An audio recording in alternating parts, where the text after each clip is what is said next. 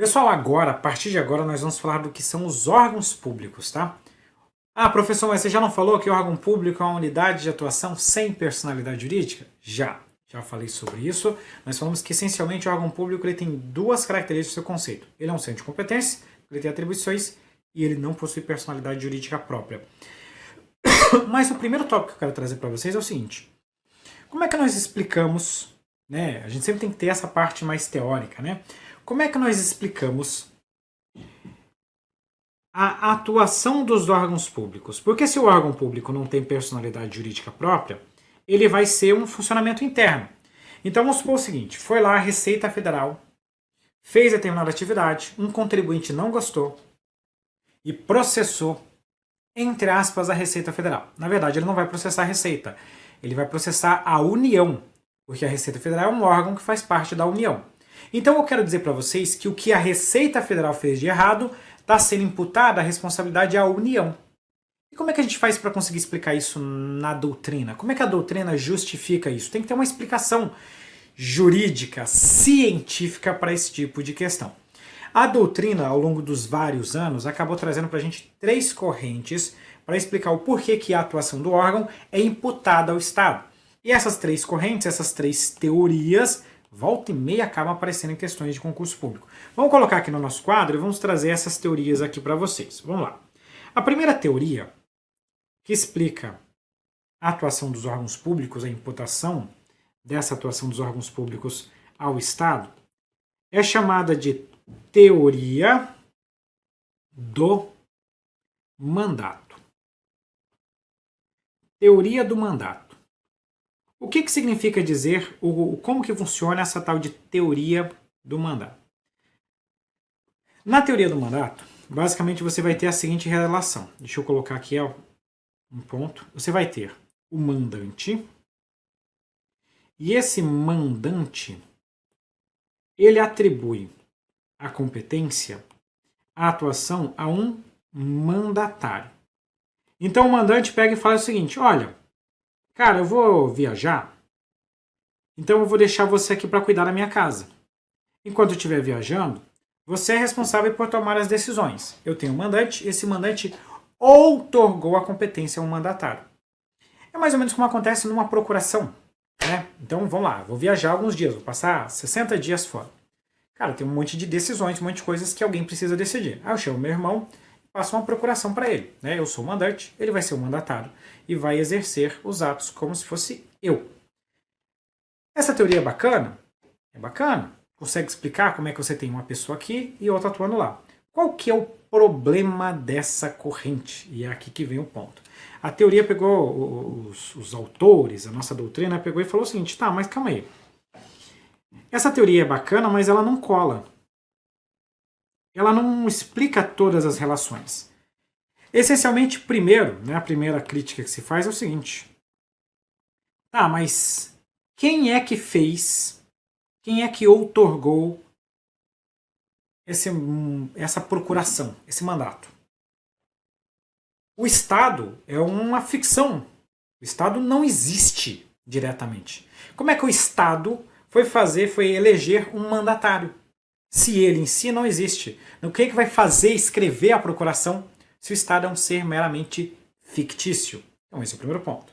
Segundo ponto também que você critica bastante, ou que se critica bastante sobre isso aqui, é que essa teoria não conseguiria justificar a questão da responsabilidade civil.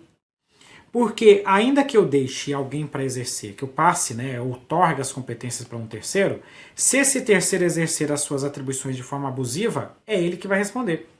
E não é isso que acontece na responsabilidade civil do Estado. Se um agente público, atuando dentro de um órgão público, faz algo de errado, o Estado responde. Consegue perceber como é diferente? Se eu outorguei ao meu irmão um mandato para ele fazer determinada atividade, e ele extrapola dos limites dessa competência, ele que vai responder. É ele que vai ser responsabilizado. E não é assim que funciona no Estado. Se um agente público atuando dentro de um órgão faz algo de errado, quem responde é o Estado, no primeiro momento. A gente chama isso de responsabilidade civil do Estado, e nós vamos estudar isso em outro momento. Então, essa teoria do mandato, ainda que seja uma teoria bacana, ela não explica exatamente como funciona a atuação dos órgãos públicos representando o Estado. Aí a doutrina foi lá e pensou o seguinte, então a gente precisa de uma segunda solução. Vamos utilizar o seguinte, vamos utilizar a teoria da representação. A teoria da representação ela tem uma natureza bastante semelhante à teoria anterior, mas nós vamos ter um ponto que vai diferenciá-las. Nesse tipo de teoria aqui, os órgãos públicos vão atuar como representantes do Estado. Eles representam o Estado, por isso que a gente fala de teoria da representação. Isso aqui é uma relação bastante semelhante ao que acontece naqueles instrumentos da tutela e da curatela. Imagina que, por exemplo, os pais de determinada criança morreram, essa criança é menor de idade e ainda não tem a maioridade, não pode exercer plenamente os seus direitos civis. E aí, nesse tipo de situação, você vai ter que ter um representante dessa pessoa. Nós temos aqueles instrumentos da tutela e da curatela que representam essa atuação, né, dos incapazes, relativamente incapazes e etc e tal, que é um tema lá do direito civil. Então seria mais ou menos equiparar isso. Mas veja que novamente nós começamos a ter um problema. O primeiro problema é que nós estamos equiparando o Estado às pessoas incapazes. Né? A gente está pegando um instrumento que trata das pessoas... Eu estou colocando incapazes no sentido genérico aqui da expressão, tá?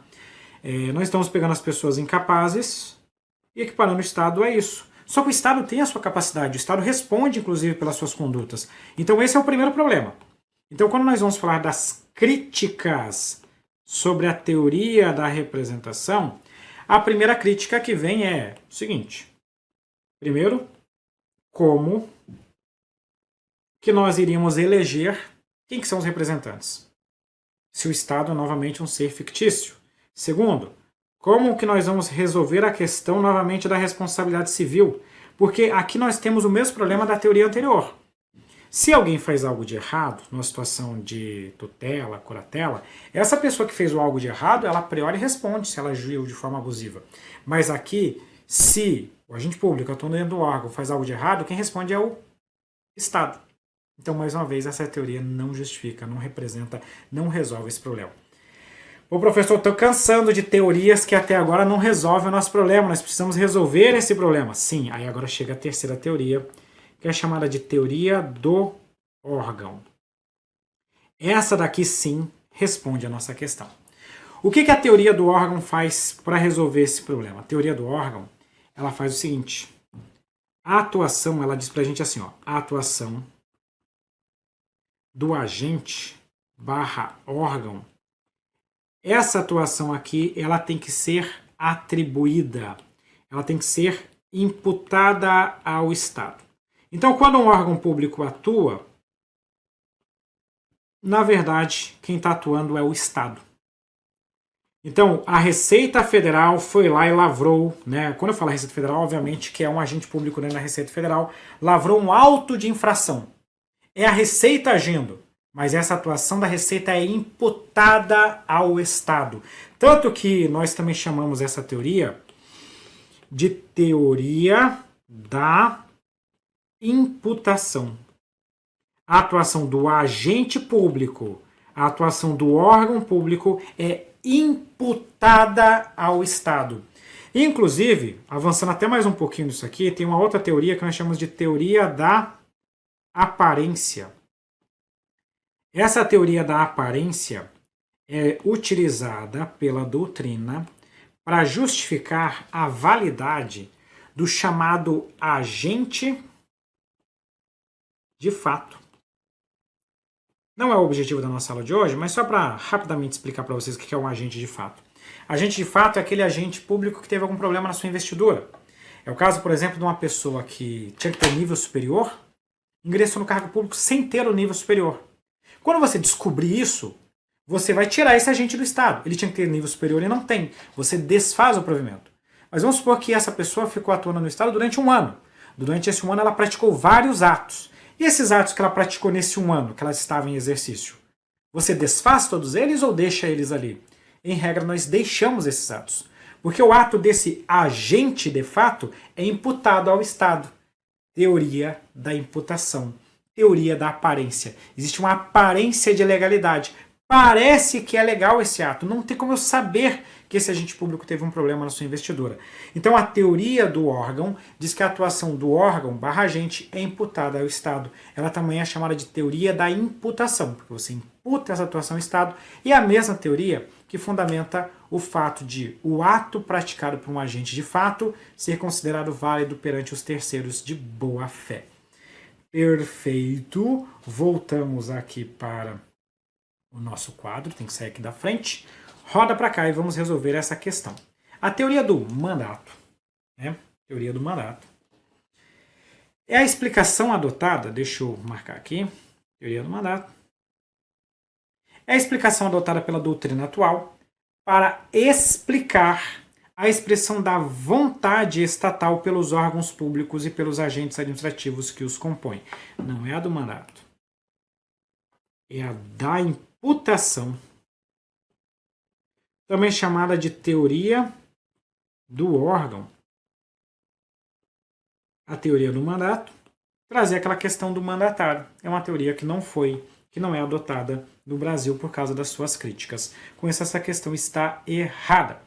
Próximo tópico, vamos trazer aqui agora outros pontos que nós temos sobre os órgãos públicos. Aqui eu quero trazer para vocês, em linhas gerais, vou colocar aqui em cima, as características dos órgãos públicos. Aqui eu vou colocar características gerais, tá? Essas características aqui, elas vão servir para qualquer tipo de órgão público que você esteja tratando. Então vamos colocar assim, ó, características dos órgãos. Primeiro ponto que nós temos que esclarecer sobre as características dos órgãos públicos. Vamos colocar aqui, ó, número 1. Os órgãos públicos, vocês já viram que eles não possuem personalidade jurídica própria. Essa é a primeira característica. Os órgãos públicos, na verdade, eles integram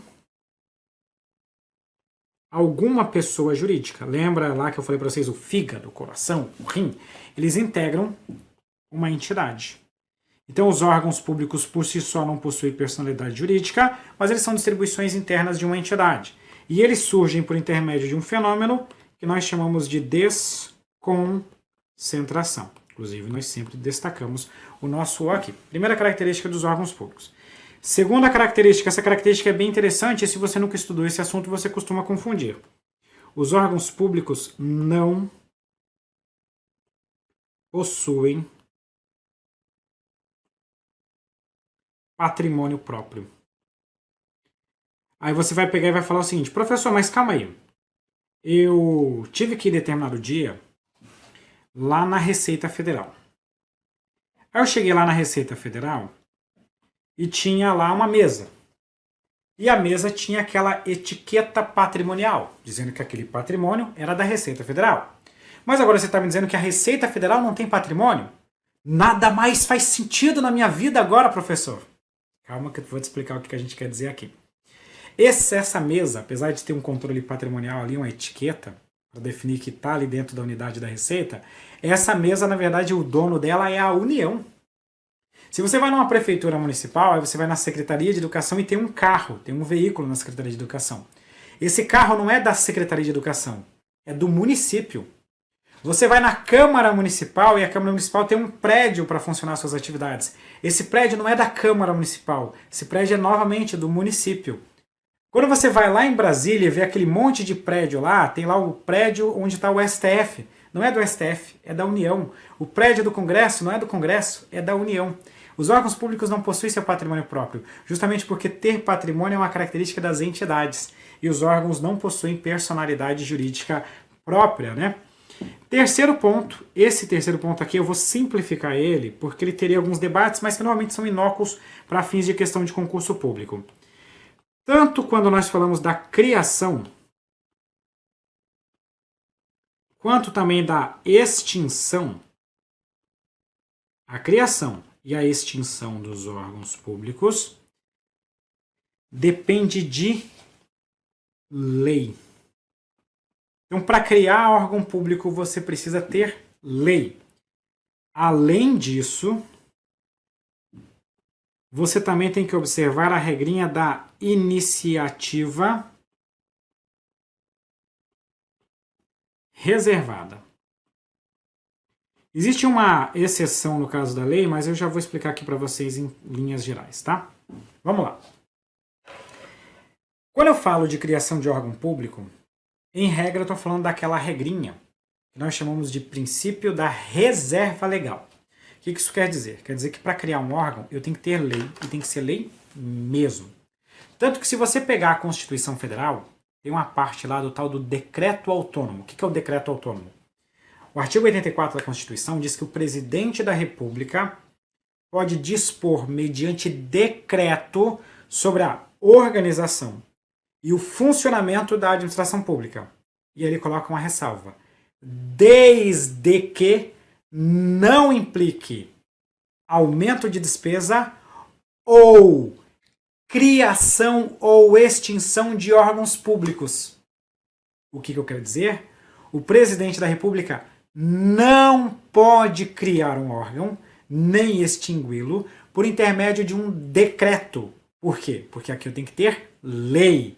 Somente a lei pode criar ou extinguir um órgão público.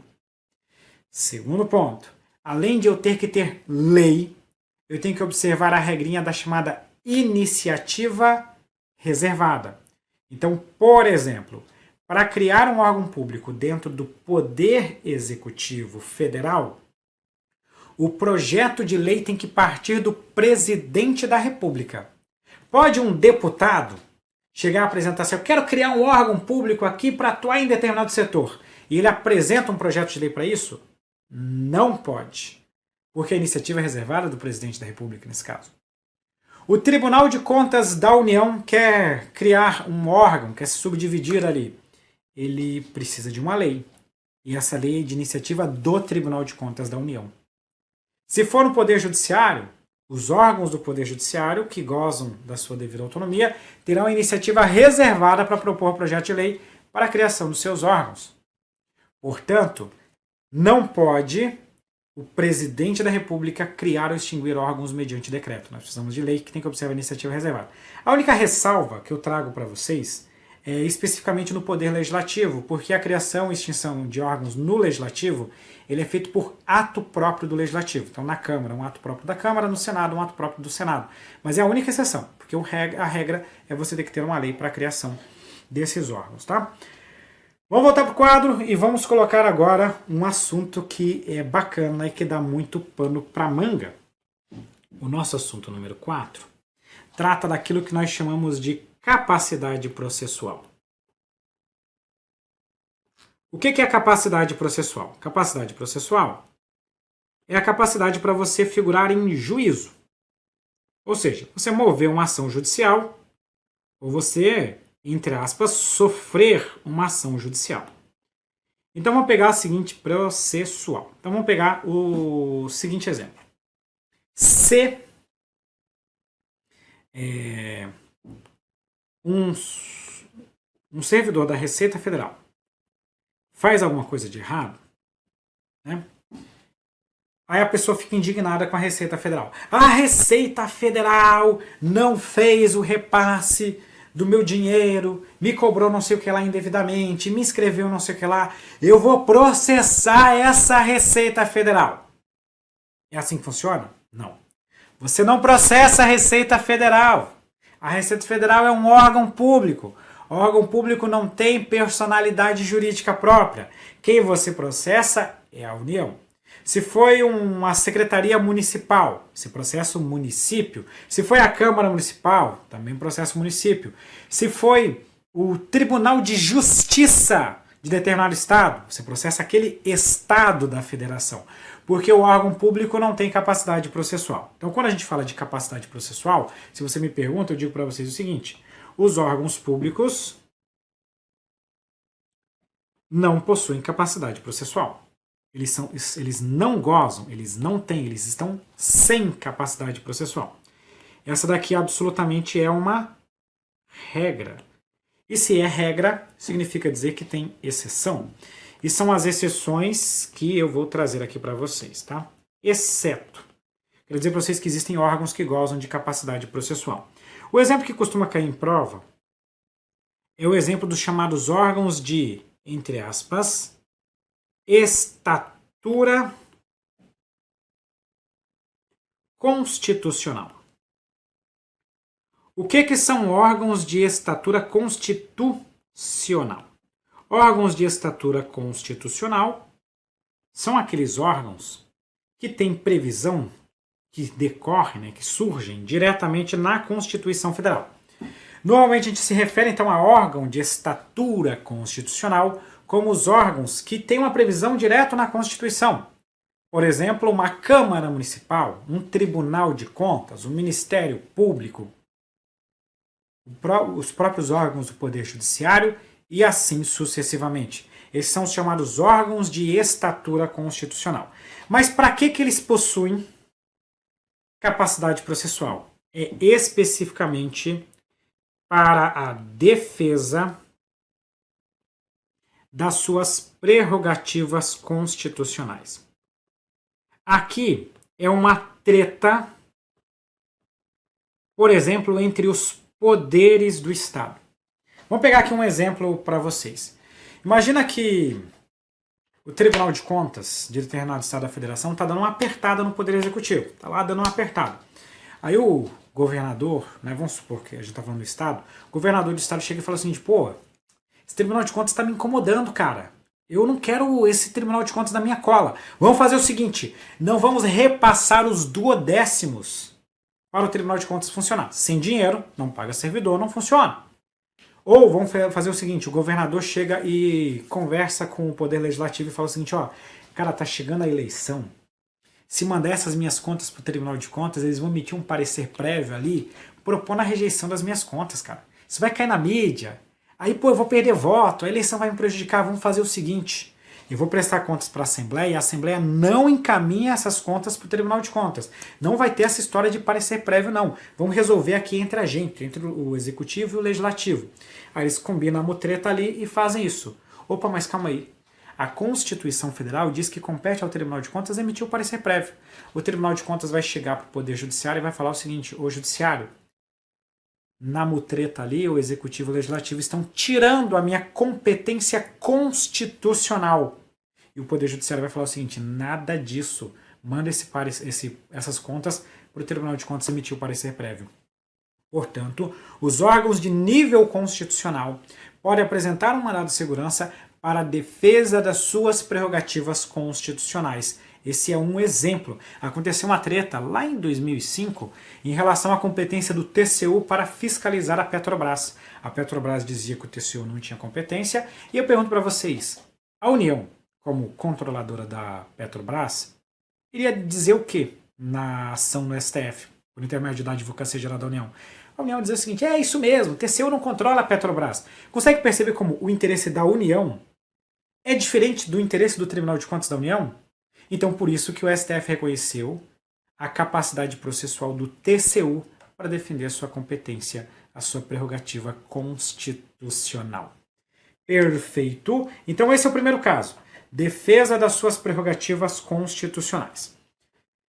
Existem também outras situações, aqui já não cai muito em prova, já seria uma corrente minoritária que fala desse caso, mas que também dá para a gente utilizar, que são aqueles órgãos especializados. Como assim? Existem órgãos públicos que eles são criados justamente para figurar em juízo. A natureza desses órgãos aqui é atuar em juízo. Por exemplo, o Ministério Público. O Ministério Público é um órgão. Ele move ações judiciais? Move. O Ministério Público pode mover ação de improbidade, em alguns casos move ação penal, entre outras atuações. Então ele possui essa capacidade processual específica. As procuradorias, a Advocacia Geral da União, por exemplo, ela tem essa capacidade processual. Os órgãos de defesa do consumidor também podem representar a coletividade em ações que dizem respeito ao direito dos consumidores. Então existem algumas exceções aqui. Mas então aqui na linha das características gerais dos órgãos públicos, você tem que saber que o órgão público não possui personalidade jurídica, que o órgão público é criado e extinto por meio de lei, não possui patrimônio próprio e, em regra, não possui capacidade processual. Mas ele pode possuir capacidade processual em situações específicas. Vamos resolver essa questão aqui. Considerando as medidas de organização da administração pública necessárias para o desempenho de suas atividades, operados a partir dos mecanismos de desconcentração e de descentralização, nos limites estabelecidos na Constituição, tem-se que a criação de órgãos públicos é uma expressão da desconcentração. Perfeito. Criar órgão público é desconcentração. Porém, extravasa, opa, que palavrinha bonita, extravasa a competência do chefe do executivo para dispor mediante decreto sobre a organização da administração, sendo matéria de reserva de lei formal. Esse quesito está correto. Por quê? Extravasa porque não pode o presidente da República dispor mediante decreto sobre a criação de órgãos públicos. Para criar ou extinguir órgãos públicos, ele precisa de uma lei. Matéria sujeita à regra da lei formal. Por isso que essa questão está devidamente correta. E com isso, nós conseguimos fechar esse bloco sobre os órgãos públicos. Mas não acaba por aqui, né? Tem muito conteúdo ainda pela frente. Agora nós vamos começar a entrar num tópico que trata da classificação dos órgãos públicos. Então roda a vinheta e já volta para a gente continuar.